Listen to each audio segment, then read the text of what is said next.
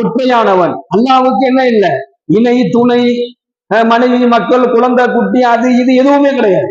அல்லாஹ் என்பவன் குலுவல்லாஹ் அஹத், அவன் தனித்தவன், அவனுக்கு யாருமே இணையும் இல்லை, துணையும் கிடையாது. அல்லாஹ் ஒற்றையானவன். மசூத் ரலியல்லாஹு அவர்கள் இந்த ஹதீஸ் அறிவிக்கிறாங்க, அல்லாஹ் ஒற்றையானவன், அவன் ஒற்றையே விரும்புகின்றான்.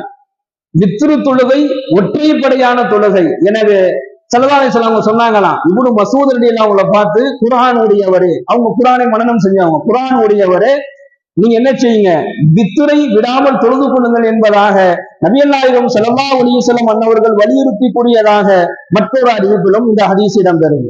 வித்துரு தொழுகையால் என்ன நமக்கு பிரயோஜனம் அப்படின்னு சொன்னா, இன்னைக்கு நம்ம இஷாவை தொழுகிறோம், சுன்னத்து தொழுகிறோம், நஃபில வித்துரு வாஜிப் தொழுகிறதுல ரொம்ப அசட்டியான ஒரு சூழலை நம்ம பார்க்கணும். இஷாவை தொழுதுறோம், இஷாவுடைய ஃபர்லை நம்ம நிறைவேற்றிடுறோம். ஆனா